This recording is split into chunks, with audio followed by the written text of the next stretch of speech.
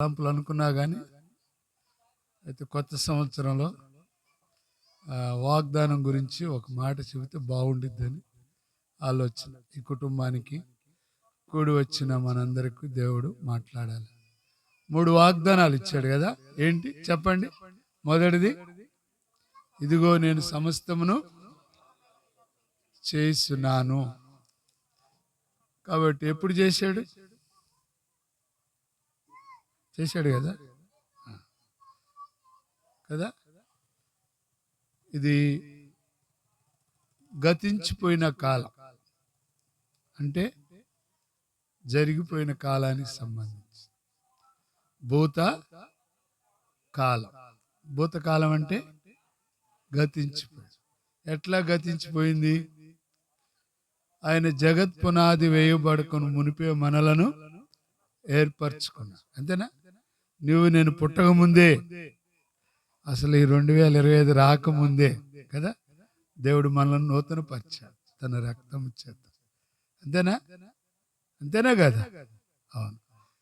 ఎందుకంటే నాగార్జున సాగర్ డ్యామ్ పుట్టక ముందు ఉంది, కట్టక ముందు ఉందా, కట్టిన తర్వాత ఉందా? కట్టక ముందే ఉంది కదా. అది కట్టక ముందే ఏడుంది?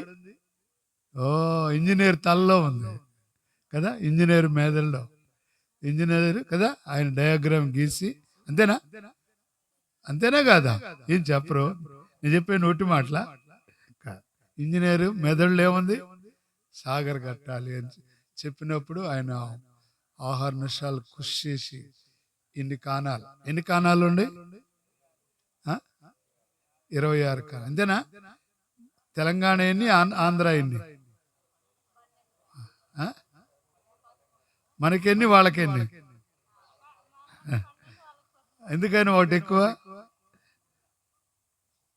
స్వార్థమా? కాదు. వాళ్ళంతా కూడా వ్యవసాయం మీద ఆధారపడి బతుకుతారన్నమాట. అన్ని వ్యవసాయ భూములు, మనకు అన్ని గుట్టలు, ఎన్ని హైదరాబాద్ మెయిన్ మనకు కదా.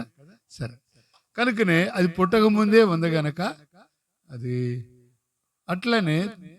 ఇది మొట్టమొదటిది భూతకాలం అంటే గతించిపోయిన కాలంలో దేవుడు మనల్ని ఏర్పాటు చేసుకున్నాడు. రెండవ వాగ్దానం సంపాదించుకుని కదా, ఇది వర్తమాన కాలం. జోయల్ నీవే. దావీదు సమస్తమును తిరిగి సంపాది. కాబట్టి పోగొట్టుకున్నది యావత్తు కూడా దేవుడు సమకూర్చుకున్నాడు, దావీదుకి ఇచ్చినాడు కదా. ఏం పోగొట్టుకున్నాడు? ఏం పోగొట్టుకున్నాడా? అన్ని పోగొట్టుకున్నాడు. ఏం పోగొట్టుకున్నాడు? భార్యను పోగొట్టుకున్నాడు, కలిగిన పోగొట్టుకున్నాడు. ఇంకా ఇంకా పోగొట్టుకోవడం గల కారణం దేవుడు సెలవు లేకుండానే వెళ్ళాడు కదా. ఏదో ఒక దినాన ఇక్కడుంటే సౌలు నన్ను ఏం చేస్తాడు? వేసేస్తాడు కదా, చంపేస్తాడని.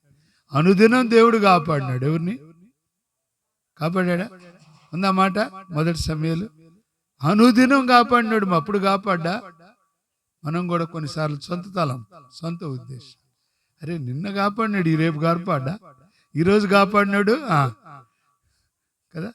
అందుకొని కొన్నిసార్లు మానవ తలంపులతో ఏదో దినాన ఉండి పారిపోయినాడు. పారిపోయిన తర్వాత ఏమైనాడు?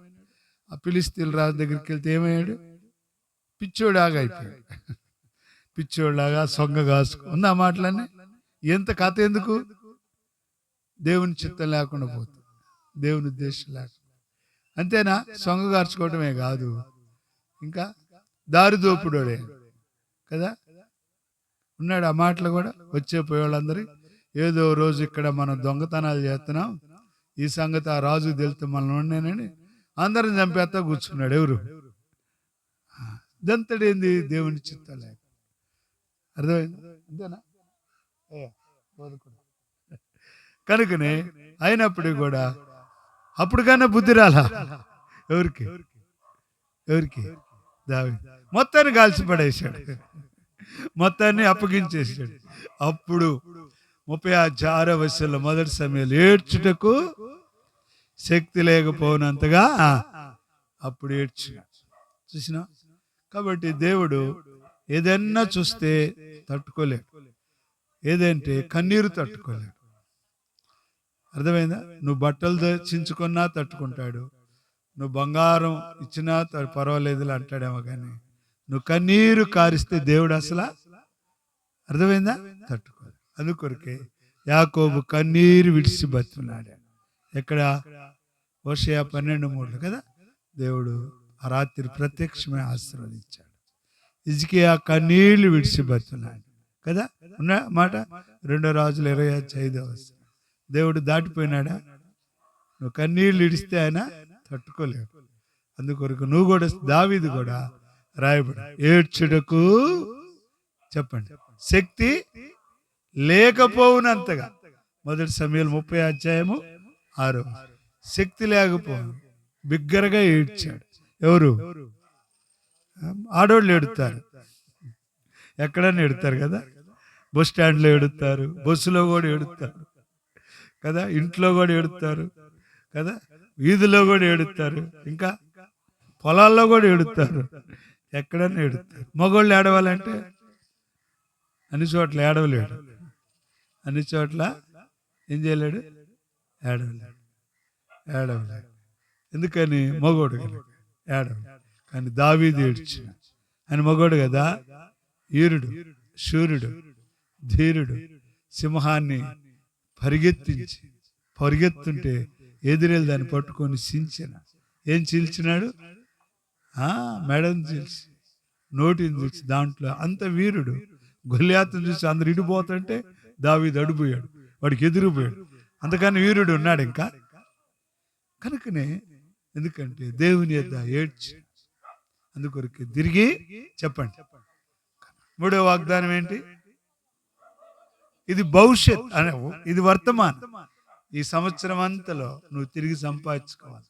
నువ్వు దేవుని దగ్గర, నువ్వు దేవుని, ఆయన పిలుస్తున్నా, ప్రయాసపడి భారం మోసుకొనిసున్న సమస్త నా ఎద్దుకు రండి, నేను మీకు విశ్రాంతిని.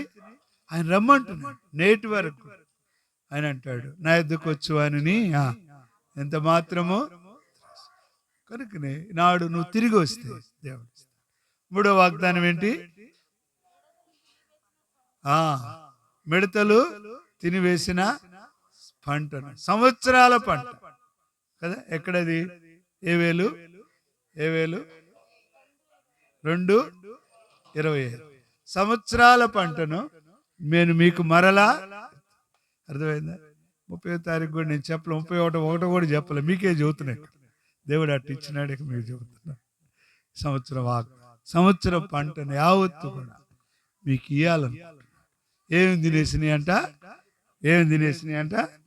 మిడతలు, తర్వాత చీడ పురుగులు, తర్వాత పసర పురుగులు, తర్వాత చూసినా ఈ పంటను. పసర పురుగులు చూసారా? పసర పురుగు, మీరందరూ రైతులు కదా, ఏం తినేసింది అది?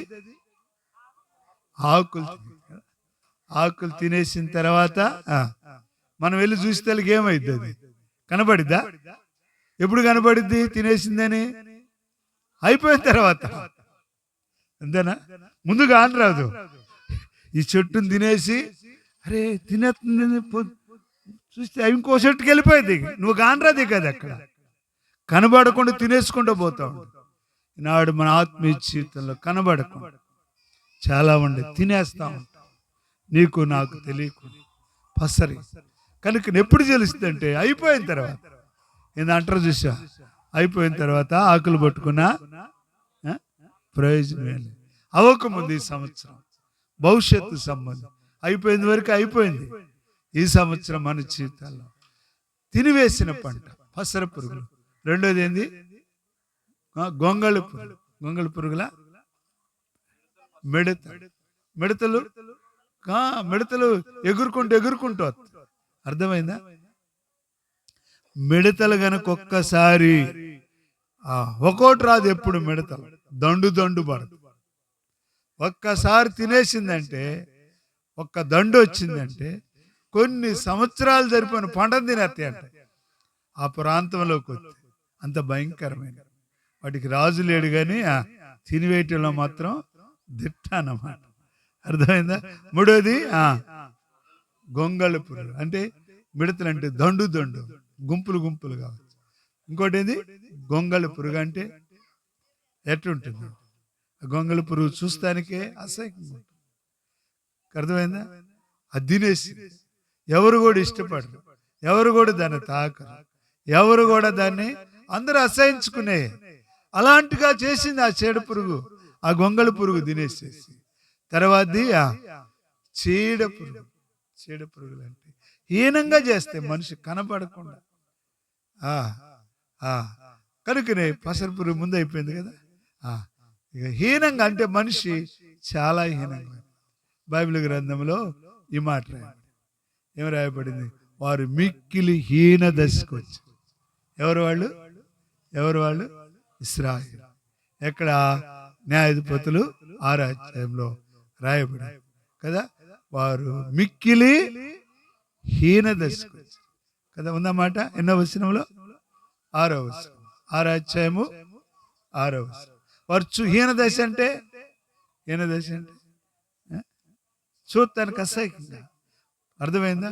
పుళ్ళన్నీ లోపలికి పోయి, బుగ్గలన్నీ పోయి, కళ్ళన్నీ పోయి, ఎముకలన్నీ బయటకు వచ్చి ఎట్టుంటారు వాళ్ళని చూడటానికి? అసహ్యం. అంటే శారీరకం కాదు నేను చెబుతుంది, ఆత్మీయంగా పోగొట్టుకున్న ప్రియులారా అలాంటి పంటను ఇవ్వాలని దేవుడు ఈ వాగ్దానం ఇచ్చినాడు. ఎందుకంటే 2వ అధ్యాయం ఏవేలు గ్రంథం. ఎలాంటి దేవుడు ఆయన? ఇత్తనన్న దేవుడు ఎలాంటి వాడు? ఇత్తనన్న దేవుడు ఎలాంటి వాడు? 2వ అధ్యాయము 13వ వచనం. ప్రియులారా ఎలాంటి దేవుడు అంటే ఆయన కరుణావాత్సల్యం. ఏ వాత్సల్యం అంట? అందుకొరకే కనికరమందు కనికరమందై స్వార్యుండు నిన్ను వాత్సల్యముతో కనికరపడు నిన్ను వాత్సల్యముతో విమోచించును. భయంకరమైన పాపము నుండి విడిపించ నిన్ను వెదకి రక్షించు. భయంకరమైన పాపము నుండి విడిపింప నిన్ను వెదకి వచ్చెను. కనుకనే ప్రియులారా అందుకొరకే కనికరం గల, అందుకొరకే ఎప్పుడు మన మీద కనికరం చూపిస్తాడు.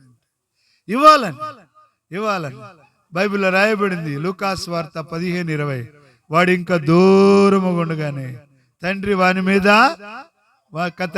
మీద కనికరపడి ఒప్పుకుంటున్నాడు. తండ్రి యేసయ్యా నేను పాపినయ్యా, నీకును పరలోకమునకును విరోధముగా నన్ను క్షమించయ్యా, నీ కుమారుడిని అనిపించుకోవడానికి కూడా వెంటనే తండ్రి ఏం చేసినాడు? మెడ మీద పడి ముద్దు పెట్టుకొని వాడికి ఏం పెట్టినాడు? ముద్దు పెట్టినాడు, ఉంగరం పెట్టినాడు, చెప్పులు ఇచ్చినాడు, స్నానం చేయించినాడు, ఇంకా విందు చేసినాడు. ఇంకా నా కుమారుడు రనువని ఇంకా ప్రశస్తమైంది వస్త్రం, ఉంగరం అంటే అధికారం. చూసినా నువ్వు రిటర్న్ అయితే, నువ్వు టర్న్ అయితే ఆ దేవుడు కరుణావాత్సల్యుగాడు వాడు. రెండోది ప్రియులారా ఆ చిన్న కుమారుడు కరుణించి మరలా అధికారం ఇచ్చినాడు. ఒకవేళ నువ్వు ఇంకా కనికరం ఆ దేవుని వైపు నువ్వు తిరగకపోతే ఒక దినాన నువ్వు కనికరించమన్నా ఏడ్చినా ప్రయోజనం. లూకాసు వార్త 16లో రాయబడి, నా తండ్రివైనా అబ్రహమా నా యందు కనికరపడమంటే కనికరపడ్డా? కనికరమంది ఐశ్వర్యుడు ఈ లోకంలో ఉన్నప్పుడు. అర్థమైందా? ఒక దినాన నువ్వు ఏడ్చినా నేను నేరగనంట. అందుకొరకు అలాంటి రోజు రాకముంది, అలాంటి పరిస్థితి రాకముంది, అందుకొరకు ఈ వర్తమానం ఈ మధ్యాహ్న కాల సమయంలో మన దగ్గర ఈ ప్రాంత ప్రజలకు మేలుకరంగా ఉంటాయి. అందుకొరకే నువ్వు తిరిగి తెచ్చిన కుమారులాగా. రెండవది ఎలాంటి దేవుడు అంట ఆయన? ఎలాంటి దేవుడు అంట? శాంతమూర్తి. శాంతమూర్తి అంటే నువ్వెన్నన్నా భరిస్తా, ప్రశాంతంగా ఉంటాను కదా. మనల్ని ఏదన్నా అన్నాడంటే ఒక్క మాటకి కలవరం పుట్టుకొచ్చింది. నన్ను అంటాడా, నన్ను అంటుందా, నేను ఏం చేశాను కదా, నన్ను అనిద్దా కదా ప్రియులారా. అందుకొరకేనంట మార్క్స్ వార్త 6వ అధ్యాయంలో అందరూ ఆయన చూసి ఏం చేశారంట, తొందరపడి 50 వచనంలో ఏమన్నారు, భూతం భూతం అన్నారు. ఎవరిని?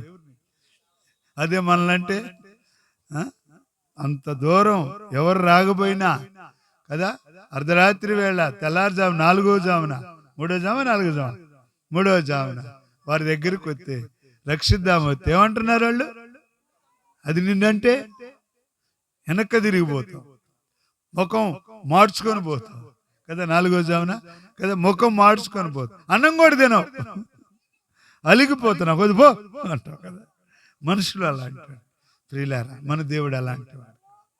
చూసిన భూతం అన్నా దయ్యం అన్నా ఏమన్నాడు, భయపడకండి నేనే ధైర్యం. ఎందుకని?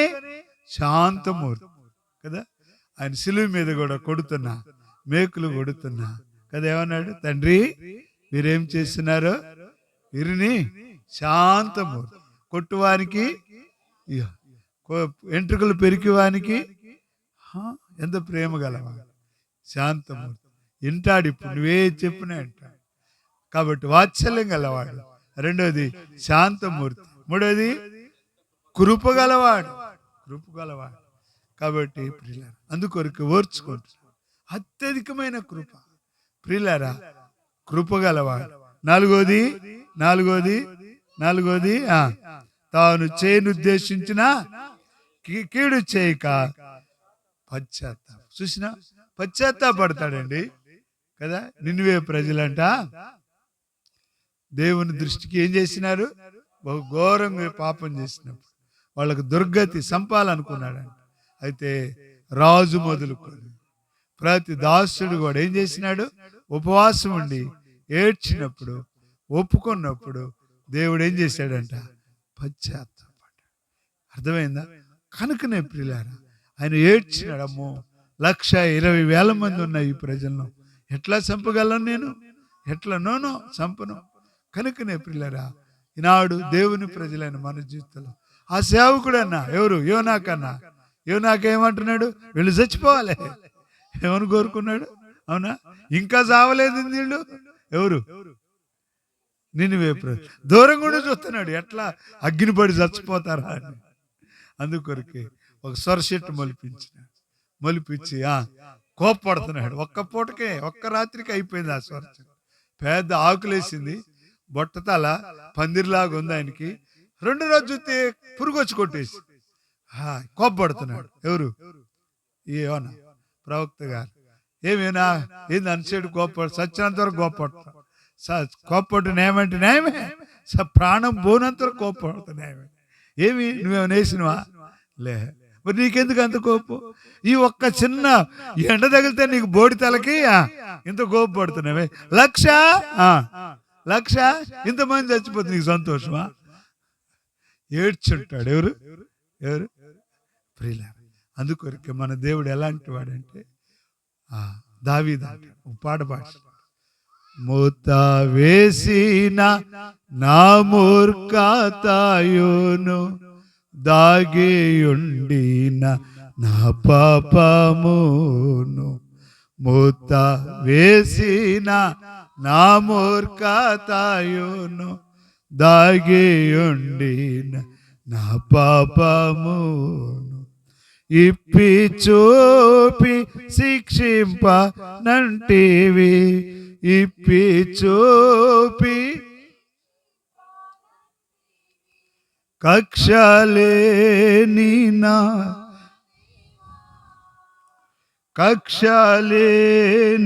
నా దేవా, కక్షలేని. చూసినా ఇప్పి చూపి ఏం చేయడంట, కక్ష పెట్టుకోడు, క్షమించాలని. అది దేవుళ్ళు ఉన్న గొప్ప. అదే మనమైతే కదా ఎన్ని చూపించి ఇది నువ్వు చేసావు, దీన్ని బట్టి నీకు ఇది, దీన్ని బట్టి నీకు ఏదంట. మన దేవుళ్ళో ఉన్న ప్రేమ ఆయనలో ఉన్న ఎన్ని బలహీనతలు కదా. ఇప్పి చూపి ఏం చేయమంటున్నాడు? శిక్షించాడంట కక్ష పెట్టుకుని. ఇప్పి చూపి శిక్షింప నంటివి కక్షలేని నా దేవా, కక్షలేని నా దేవా, కక్షలేని నా దేవా, అర్హత లేని వాడను, సర్వము పోయిన వాడను, అర్హత లేని వాడను, సర్వము పోయిన వాడను, అందుకేనే పాడేదా కీర్తించి. ఏడ్చుంటాడు యోనా కదా, ఏడ్చుంటాడా? అయ్యా నీలాంటి మనుషులు లేకుండా పోయింది. నేను నా పేరు పావురమే కానీ రాబందులాగా అయిపోయినాయా. రాబందు ఏం చేసి చచ్చిపోయిన శవాలని నేను కూడా అటు పీక్ తిందాం అనుకుని వీళ్ళు సాగు కోరుకున్నా. లేదు లేలే, నన్ను క్షమించాయా. ఏడ్చినాడు. ఎందుకంటే ఆయన ఎలాంటి వాడంట పశ్చాత్తాపడా.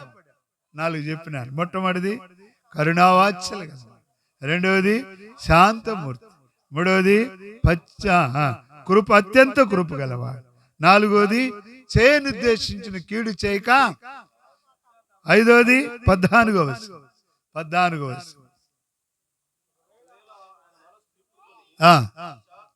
పశ్చాత్తాపడి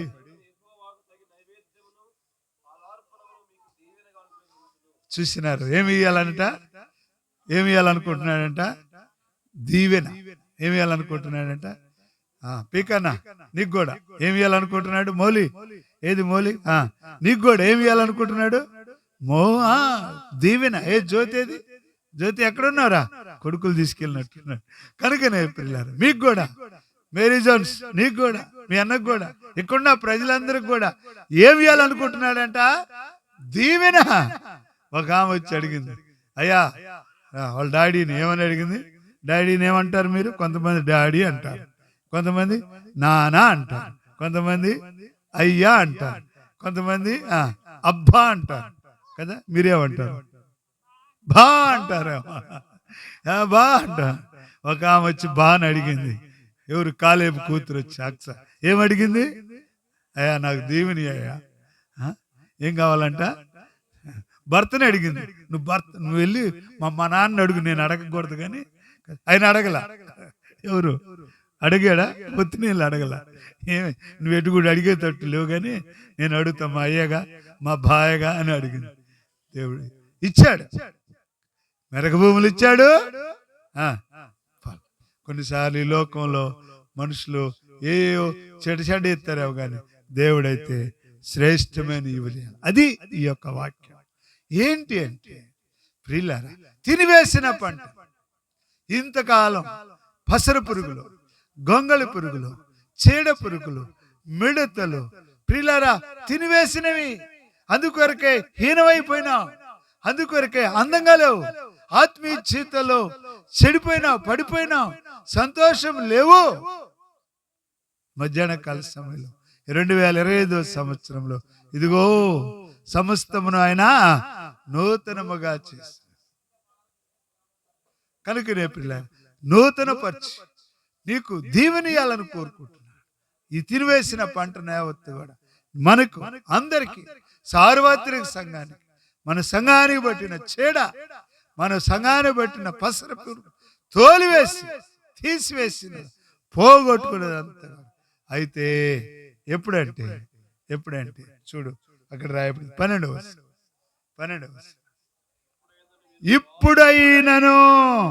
ఇప్పుడైనను ఉపవాసం ఉండి కన్నీరు విడుచు దుఃఖించు. ఇప్పుడైనా రండి, చిన్న కుమారుడు వచ్చాడు కదా, అట్లా తిరిగి రండి. మనోపూర్వకంగా, హృదయపూర్వకంగా తిరిగి వస్తే అట్లా ఇశ్రాయేలు వచ్చినారు. మొదటి సమయాలు 7వ అధ్యాయంలో సమయాల కాలంలో ప్రియులారా పాపాలు ఒప్పుకున్నారు కదా. నీరు చేది కుమ్మరించారు. వారి దగ్గరున్న అన్య సంబంధమైనవి, విగ్రహ సంబంధమైనవి ఏం చేశారు? తీసివేసుకున్నారు, ఏడ్చినారు. ఎక్కడైతే అపజయాలు పాలైనారో ఎక్కడైతే అపజయాలు పాలైనారో అక్కడే విజయం ఇచ్చినాడు. ఈ ఉదయకాలం లేకపోతే మధ్యాహ్న కాల సమయం తిరిగి వస్తే ఇప్పుడు అయిననంటే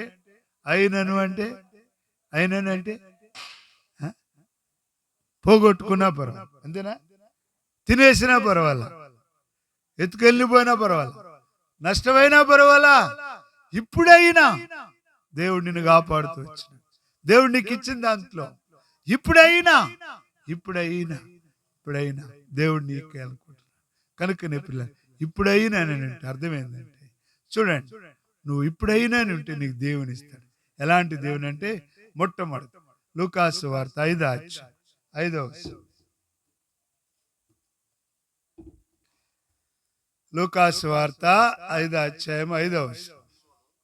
లూకాసు వార్త 5:5. రాత్రంతయు మేము ప్రయాసపడుతుంది గాని మాకేమీ దొరకలేదు, అయినను నీ మాట చొప్పున వదలు వేతునని ఆయనతో చెప్పాను. అయినను రాత్రి అంతా ప్రయాసపడ్డాం కానీ మాకేమీయో చెప్పండి, మాకేమీయో దొరకలేదు. ఎందుకు దొరకలా? ప్రయాసపడింది వాస్తవేనా? వాస్తవే. మరి చేపల పడతలో వాళ్ళు ఎక్స్పర్ట్స్ కదా, మరి ఎందుకు దొరకలా? ఎందుకండి? ఉండే చూసి అల్లుడి నోట్లో శని ఉందంట. అన్నీ ఉండే కానీ ఏముందంట? అల్లుడి నోట్లో శని. వాళ్ళు మంచి షాప్ అంట, ఇట్లని అంగడి పెట్టుకున్నాడు అత్తగారు. అర్థమైందా? మంచి అత్తగారు. అల్లుడు కొత్తగా వచ్చినాడు, ఆ ఊరికి వచ్చి ఆ షాపులో కూర్చున్నాడు. అల్లుడు గారు బాగున్నారు, ఇదిగో అల్లుడు గారు ఈ మైసూర్ పాక చూడు, చాలా బాగుంది, తీసుకొని తిను అని ఇస్తుంటే, వద్దు అత్త, వద్దు మామ. ఏమిరా, ఏం కథ అంటే, నాకు షుగర్ ఉంది అన్నాడు. అరే చూసినా, సరే అది పోతే పోయిందిలే, ఇదిగో ఈ మిక్చర్ చూడు, హాట్ మిక్చర్ చేసాం, పొకోడి భలే ఉంది, పొకోడి ఎంత బాగుంది, ఇదే తినంటే, వద్దు మామా. ఏమిరా, దీనికి ఏమైందంటే గ్యాస్ ట్రబుల్ ఉందంట. సరేలే, పోతే పోయిందిలే కానీ ఇగో ఇది చూడు, డ్రింక్ ఇదాగు పుల్లగా తీగా బాగుంది, వద్దు మామా. ఏమైందంటే, నాకు పులుపు తింటే తుమ్ములు వస్తాయి అన్నాడు, ముక్కు దెబ్బడు ఉందంట. అన్ని రోగాలే కదా. అందుకొరకు ఇందాక అన్నాను, ఆ కూల్ వాటర్ తీసుకొచ్చి ఈ తాగల కుర్రోళ్ళు ఎవరిని ఉంటే తాగండి కదా. ఇదివరకు లాగా లేదు వ్యవహారం. నీ వయసులో ఉన్నప్పుడు మామూలు వాటర్ తాగేవాడిని కాదు. అర్థమైంది? ఎలాంటి వాటర్ తెలుసా? ఆ థమ్సప్ తాగాలంటే ఐస్ గట్ల గట్టి ఉండాలి, కట్టలు ఐస్ గట్లతో తాగేవాడు. అలాంటిది ఇప్పుడు వేడి నీళ్ళే తాగాలి. ఇప్పుడు కూడా ఏం తాగాలి? అయిపోయా ఏంటి బలం ఉందా అప్పుడుది? చలికాలంలో బండి మీద వెళ్తుంటే అసలేముండే కాదు, నాకు చలిలో కూడా చెమట పట్టేది నాకు. అలాంటి వాడు ఇప్పుడు చెవుల్లోకి నీళ్ళు పోకుండా ఏం పెట్టుకోవాలి? అర్థమైంది? తేడా వచ్చేసింది. ఇదివరకు లాగలేదు, ఎప్పుడు ఒక రకంగా ఉంటావా? ప్రియులారా, సరే, శారీరకంగా ఎంత బలహీనమైన అయితే ఆత్మీయంగా నిశ్చిత్తం ఎంత పోగొట్టు అంటున్నాడు పేతురు. అంటున్నాడు, రాత్రి అంతా ప్రయాసపడ్డావు, వెళ్ళినవాడా, నాకేం దొరకదు, అయినను నీ మాట చొప్పున కనుకనే. ప్రియులారా, పోగొట్టుకునేది పోయిందేదో పోయింది. దేవుడు నిన్ను కాపాడినాడు, నీ ప్రాణాన్ని కాపాడినాడు, నీ మార్గాన్ని కాపాడినాడు, పిల్లల్ని ఇచ్చినాడు. ఇప్పుడైనా నువ్వు ఆయన మాట. ఎందుకంటే ఎవడు దీనుడై నా మాట విని వణుకుచున్నారు వాన్నే దృష్టి. ఎందుకంటే యెహోషువ గ్రంథం 6వ అధ్యాయంలో 5వ వచనంలో మాట రాయబడింది. ఏం మాట రాయబడింది? 5:6. యెహోషువ గ్రంథం 5వ అధ్యాయం 6వ వచనం. మైక్ తీసుకెళ్ళి లైవ్ లేని పడుతుంది కదా. యెహోవా మనకు ఏ దేశమునిచ్చదనని వారి పితరులతో ప్రమాణం చేసెను, పాలు తేనెలు ప్రవహించు ఆ దేశమును తాను వారికి చూపింపనని యెహోవా ప్రమాణం చేసిండు గనుక ఐగుప్తులో నుండి వచ్చిన ఆ యోధులందరూ యెహోవా మాట వినకపోయినందున వారు నశించు వరకు ఇశ్రాయేలీయులు 40 సంవత్సరములు అరణ్యముల్లో సంచరించుచు వచ్చిరి. చూసిన మాట వినలేదు. ఏం లేదంట? ఏం తక్కువ చేసినాడు వాళ్ళకి? ఏం తక్కువ చేసినాడు చూసిన? నెహెమ్యా 9వ అధ్యాయం. నెహెమ్యా 9వ అధ్యాయం. నెహెమ్యా 9వ అధ్యాయం చూడండి. 19, 20, 21. నెహెమ్యా 9వ అధ్యాయము. వారు ఎడారిలో ఉండగా నీవు బహు విస్తారమైన కృపగలిగిన వాడవై వారిని విసర్జింపలేదు.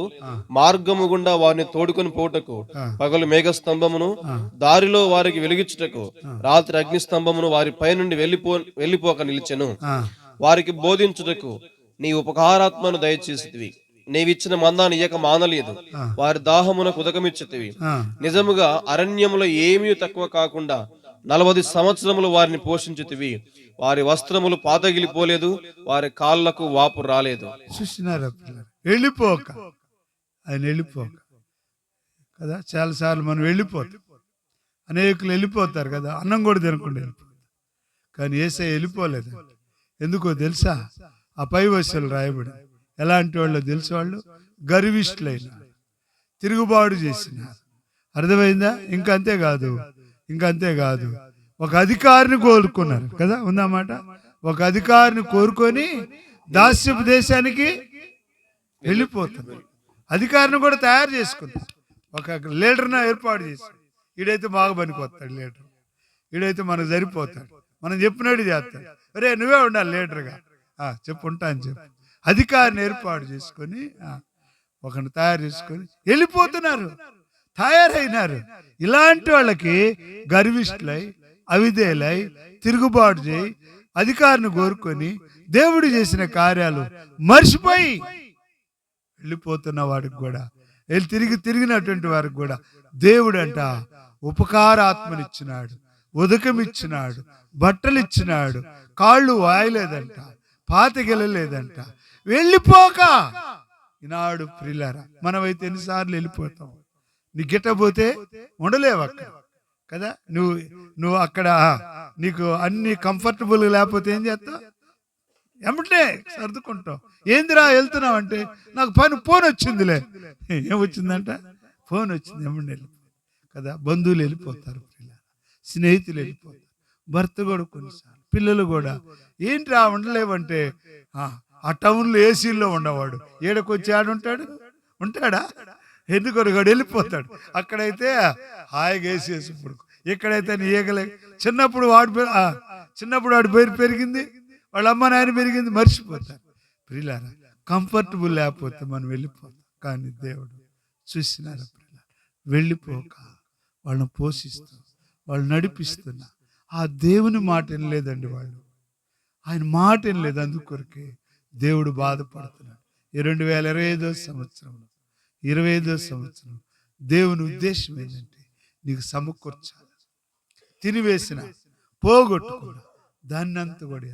కాబట్టి ఇప్పుడైనా ఆయన మాట ఏంటి కదా.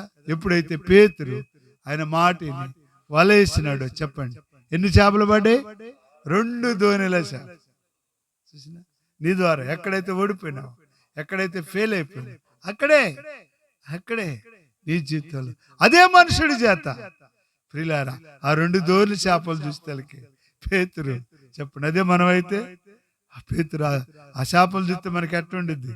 అబ్బా ఏం ఆనందం, ఏం చేపలు, 2 దోణులు, ఎప్పుడు చూడలేదే ఇంతంత చేపలు, ఫ్రెష్గా ఉండి, నోరు తెరుతున్నాయి, కొట్టుకుంటున్నాయి, ఎగురుతున్నాయి. ఏసయ్యా ఇక్కడే ఉండేయా, త్వరగా మార్కెట్కి వెళ్ళి అమ్ముకోనత్తా, నీకు సగం ఎత్తా, నేను సగం తీసుకో మనసు. కానీ పేతురైతే చెప్పండి ఏమంటున్నాడు? మోకాళ్ళు ఎదుట సాగిలపడి, ప్రభువా నేను పాపాత్ముడయ్యా, నేను నన్ను విడిచిపో. ఏడుస్తున్నాడండి. ఎందుకు నేను నిన్ను పిలవలేదయ్యా, నేను నిన్ను రమ్మనలేదయ్యా, నన్ను ప్రేమించి ప్రాంతానికి వచ్చిన సహోదరి వాక్యం వింటున్నా అమ్మయ్య, నువ్వు పిలువలా, ఏదో పీకా గారు మరి మౌలి గారు ఇంత ఖర్చు పెట్టుకొని మీటింగ్ పెట్టుకున్నాడు నీకోసమే. ఖర్చల్లా అయింది. మేలు పొందాలని నీ దేవుడు నేను తీసుకొచ్చిన, మేలు పొందాలని నేను తీసుకొచ్చిన. ఎందుకంటే పోగొట్టు తిరిగి ఇవ్వాలి. నువ్వు పిలవపోయినా, నువ్వు రమ్మనకపోయినా దేవుని హృదయంలో నువ్వు ఉన్నావు. ఏదో బలంతానో వచ్చావు ఎక్కడికి, ఎవరో తీసుకొచ్చారు నిన్ను. ఎందుకంటే వచ్చినట్టు వెళ్ళిపోకూడదు. నీ ద్వారా 2025 సంవత్సరం ఘనకార్యాలు జరిగించావు. ఎక్కడైతే ఫెయిల్ అయినావో, ఎక్కడైతే చేతగాని వాడు అయిపోయినావో, ఎక్కడైతే పట్టలేకపోయినావో అదే స్థలంలో ప్రియులారా విస్తారమైన పేతురు ఏడుస్తూ ఉంటుంది. వెళ్ళిపోమంటుంటే ఆయన అంటాడు, పేతురు ఏడవ భయపడగా ఏడవ, నీ వెళ్ళిపోవటానికి కాదయ్యా, నీతో ఉండి నిన్ను మనుషులు పట్టు. నాడు దేవుని పిల్లైన నువ్వు ఆయన మాట వినాలని. ఆయన మాట వింటే ఆయన ఎవరంటే వాత్సల్య గలవాడు, శాంతం వచ్చి అత్యంత కృపగలవాడు, ప్రియులారా పశ్చాత్తాపడేవాడు, దీవెనిచ్చేవాడు. ఈ దేవుడికి నువ్వు ఆయన మాట వింటే ప్రియులారా నీ చేతనే అద్భుతాలు జరిగిస్తాడు. అర్థమైందా? రెండోదిగా నువ్వు ఆయన మాట వింటమే కాదు కానీ నువ్వు ఆయనకు ప్రార్థన చేయాలి. నువ్వు ఆయన ప్రార్థన చేస్తే చూడండి, రెండో మీకాగ్ర ఏడాచ మీకాగ్ర ఏడాచ ఏడవ మీకాగ్ర ఏడాచ ఏడవ. ఆయన యెహోవా కొరకు ఎదురు చూచుదను, రక్షణకర్తకు నా దేవుని కొరకు నేను కనిపెట్టి ఇందును. దేవుడు నా ప్రార్థన ఆలకించును, దేవుడు నా ప్రార్థన ఆలకించును. నా శత్రువా నా మీద అతిశయింపవద్దు, దీని క్రింద పడుదును తిరిగి లేతును.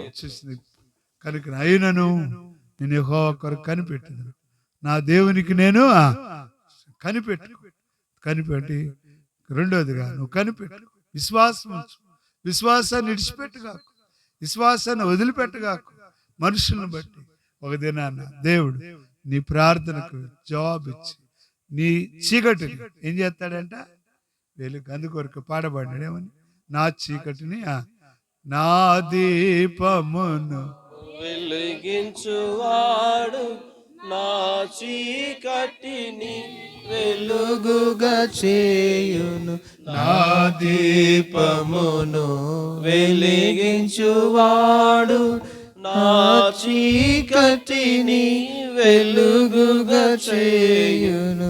జలరాశుల నుండి బలమైన చేతితో, జలరాశుల నుండి బలమైన చేతితో వెలుపల చేర్చిన బలమైన దేవుడు, వెలుపల చేర్చిన బలమైన దేవుడు.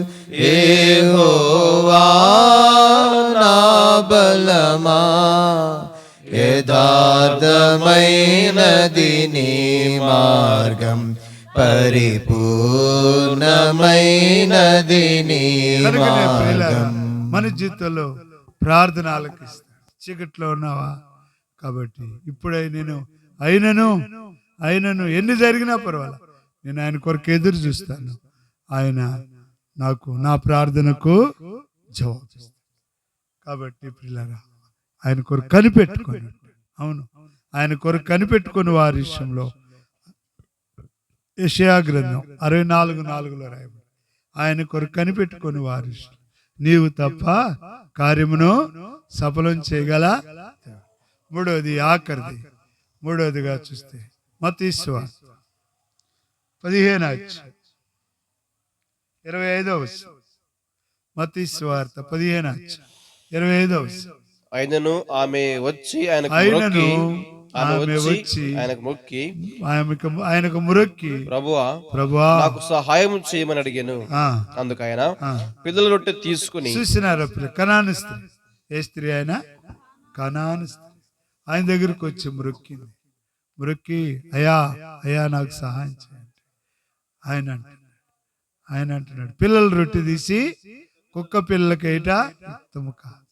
అయినా కానీ ఆమె వచ్చి ఇంకా ఎండబడుతూనే ఉంది కదా, ఆమె వచ్చి ఎండబడుతున్నది. అయినను ఆమె వచ్చి ఎందుకు వచ్చి అంటే నేను కుక్కనయ్యా రాయబడింది. నేను కుక్కని, నా పిల్లలు కుక్క పిల్లలు. కుక్క పిల్లలు కూడా ఏంటంటే యజమానుడు బల్ల మీద నుండి పడు మొక్కలు తింటే కదా, ఒక మొక్క చాలయ్యా, ఒక మొక్క చాలయ్యా కదా. అంతకుముందను ఆమెను గొలగోలు చేసుకుంటుంది, ఏడుస్తుంది, అయ్యో ఏసే వెళ్ళిపోతున్నాడు, అయ్యా అంటే పడుచుకోకుండా వెళ్ళిపోతున్నాడు. కనుకనే వాళ్ళు అంటున్నారు, ఏయ్ ఆగు, ఆయన వెళ్ళిపోతున్నాడు ఊరుకో అంటుంటే మరి కేకలేస్తుంది. ప్రియులారా, కనుకనే మూడవదిగా నీకు ప్రభు సహాయం చేయాలంటే, అయినను నష్టపోయినావు, నీ కుమార్తెకి దయ్యం పట్టింది, ఆమెకి నీకేముందో, నీకే కొరత ఉందో, నీకే లోటు ఉందో, నువ్వు ఆయన దగ్గరికి రా, వచ్చి ఒప్పుకుంటా ఏమని, నేను ఒక కుక్కని, నా పిల్ల. కాబట్టి అందుకొరకు బైబిల్లో ఒక మాట, అతిక్రమములు దాచిపెట్టువాడు వాటిని ఒప్పుకొని విడిచిపెట్టువాడు. కనుక ఒప్పుకుంటే చాలు. ఎలాంటివి ఉంటాయి? క్షమించడానికి సిద్ధమైన కదా. నువ్వు ఒప్పుకుంటే ఎలాంటి వాడంట, నువ్వు ఒప్పుకోవాలే కానీ క్షమిస్తాడు. ఎందుకంటే తొలకరి వర్షం దీవెనగా నీకు కుమ్మరిస్తాడు, నూతన వాడు. కనుకనే ప్రియులారా, అందుకొరకే ఈ రాత్రి ఈ మధ్యాహ్న కాల సమయంలో ఎప్పుడైతే ఒప్పుకుందో వెంటనే అంటున్నాడు, అమ్మా నీ విశ్వాసము గొప్పది, నీవు కోరినట్టే. ఎంత దీవెనకరమైన. అప్పుడు దాకా కుక్క అనుకుంది రకరకాలుగా. ఇప్పుడు ఏమైంది? కనుకనే ప్రియులారా, ఇప్పుడు ఏమైంది? వెంటనే కదా స్వస్థ. ఏ గడికండి? ఒప్పుకున్నా గడికి. కాబట్టి ప్రియులారా, ఈ రాత్రి మధ్యాహ్న కాల సమయంలో ఇక్కడికి వచ్చిన నీవు ఆ రీతిగా వెళ్తున్నావేమో, ఒప్పుకుంటే ఈ యొక్క పీక మరి రామావతితో పీక పెట్టుకున్న మీటింగ్ ఖర్చు పెట్టి నీ జీవితంలో ఒక విలువ ఉంటుంది. సాక్షాత్ మీ కుటుంబానికి, ఈ గ్రామానికి దీవెని ఇయ్యాలని, ఈ ప్రాంత ప్రజలకు మేలు చేయాలని దేవుని ఉద్దేశం. కనుకనే ప్రియులారా, ఎప్పుడైతే ఒప్పుకున్నాడు ప్రియులారా, వెంటనే స్వస్థత, అద్భుతములు కావాలా? గట్లగైతే కళ్ళు మూసుకొని ప్రభుని అడుగుతా, ప్రభువా నన్ను క్షమించాయ, మధ్యాహ్న కాల సమయంలో నాపై దయ చూపించాయ నాయనా, ఇంతకాలం నేను ఎరగలేకపోయాను, ఒప్పుకోలేక దాచిపెట్టుకున్నాను, కప్పుకున్నానయ్యా, నన్ను క్షమించువా, నీ రక్తం చేత నా ప్రతి పాపాన్ని. ఎందుకంటే ఆయన కడుగుతాడు, ఒప్పుకున్నవాడిని కడుగుతాడు, చిన్న కుమారుని కడిగినట్టు నిన్ను కూడా కడుగుతాడు. ప్రియులారా, నిలిపోయే దేవుడు ప్రతి పాప హృదయానికి, ఆత్మ, శరీరాన్ని అంటిన కల్మషం. అందుకొరకు ఆయన మనుషుల వైపు చూస్తున్నాడు, శిలువ వైపు చూస్తున్నాడు. ఆయన ప్రేమను, ఆయన మంచితనాన్ని గుర్తు చేసుకో, ఆయన వైపు నువ్వు తిరిగి ఆయన ఎందుకు విశ్వాసం ఉంచి ఆయన ఒప్పుకుంటే, ఆయన అంగీకరిస్తే, నాకు కావాలి నువ్వు అడిగితే యేసు రక్తం ప్రతి పాపాన్ని నిన్ను పరిశుద్ధులుగా చేసి, నిన్ను నీతిమంతులుగా చేసి, ఆ నిత్యరాజ్యానికి వారసులుగా చేసి. కనుకనే తీర్మానం చేసుకో, ప్రభు నీ పాపాలు క్షమిస్తాడు. కాబట్టి యేసయ్య నీకు కావాలా? నువ్వు రక్షణ తీర్మానం చేసుకుంటావా? అట్లాగైతే రక్షణ తీర్మానం, నా పాపాలు ఒప్పుకుంటున్నాను, నన్ను క్షమించు, నాకు దీవెన కావాలి, ఓడిపోయినాను కాబట్టి నాకు విజయం కావాలి, కాబట్టి నా ప్రార్థన ఆయన ఆలకించాలి, కాబట్టి నా యొక్క కుటుంబం బాగుపడాలి. ఆ స్త్రీలాగా ఆ రీతిగా అయితే నా పాపాలు ఒప్పుకుంటున్నాను, నేను పాపిని, నీ రక్తం చేత నా ప్రతి పాపాన్ని అడుగుతావా? హృదయపూర్తిగా అడిగితే నీ కుడి హస్తం కనపరచు. ప్రభు నీ పాపాలు క్షమించాలనుకుంటున్నా, ప్రభు నీ దోషాలు కళ్ళు మూసుకు అటు ఇటు చూడు, ధైర్యంగా నీ తలకాన కనపడాలి. ఎవరైనా ఉన్నారా ఈ మధ్యాహ్న కాల సమయం? ధైర్యంగా కనబడతాడు చూపించు, చెయ్యి నీ కనబడతాడు. సహోదరి, దేవుడు నీ పాపాలు క్షమించు.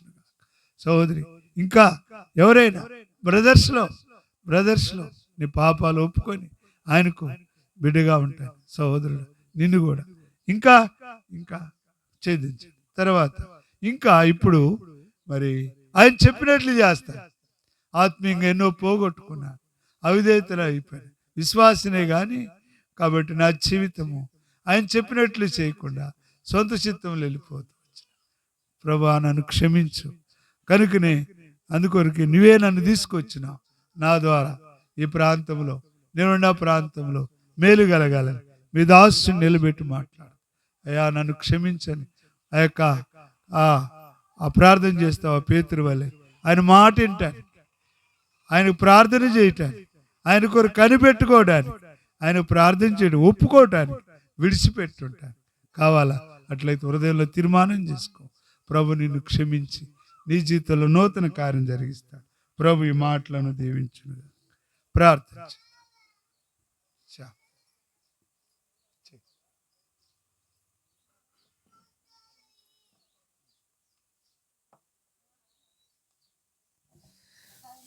పరిశుద్ధుడైన తండ్రి, మీ ఘనమైన పాదములకు స్తోత్రాలు చెల్లిస్తూ ఉంటున్నాము. ఇంతవరకు ప్రభువా మరి మీ దాసుని నిలబెట్టుకొని మీరు తెచ్చినటువంటి లేఖన భాగాలన్నిటిని బట్టి, మీ మాటలను బట్టి స్తుతిస్తూ ఉంటున్నాము. ఆ విధముగా ఎంతమంది అయితే నష్టపోయినటువంటిదంతా తిరిగి సమకూర్చుకోవాలని ఇష్టపు కలిగి ఉంటున్నారు, అట్టి వారితో మీరు మాట్లాడుతూ వచ్చిన విధానం కొరకై వందనములు చెల్లిస్తూ ఉంటున్నాం. మా తండ్రి, మరి తీర్మానం చేసుకున్నటువంటి బిడ్డల్ని కూడా దయతో జ్ఞాపకం చేసుకునము. వారు కోల్పోయినటువంటి సమస్తాన్ని తిరిగి సంపాదించుకున్నట్లో ప్రభువా మరి ఆ విధంగా సహాయము చేయండి. కరుణా వాత్సల్యత కలిగినటువంటి వాడువు, దయా సంపన్నుడుగా ఉన్నటువంటి దేవుడువు. ఆ విధముగా ప్రభువా మరి పశ్చాత్తాపడేటటువంటి దేవుడువు. ప్రభువా మరి క్షమించే మనసు కలిగినటువంటి వాడువు.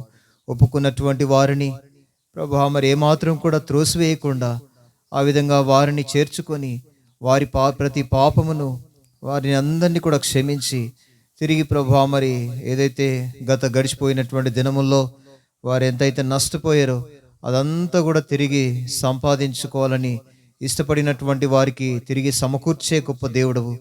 కనుక ఆ విషయంలో ప్రభువా మీ కార్యమును జరిగించండి. విత్తబడిన మాటలు వారి హృదయాల్లో నీరు కట్టి ఫలింప చేయండి. ఆ విధంగా కుటుంబాన్ని కూడా జ్ఞాపకం చేసుకునండి. ఆధారం చేసుకొని చేయబడినటువంటి ఈ యొక్క సమస్తాన్ని అంతటిని కూడా తిరిగి సమకూర్చి ముందుకు నడిపించమని వందనం చెల్లిస్తూ యేసు ప్రభు నామంలో ప్రార్థించి స్తుతించి వేడుచున్నాం తండ్రి, ఆమేన్.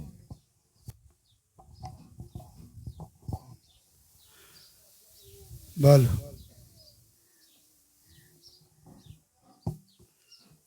అయిందా? ఏందో తల ఊపుతున్నావు మరి.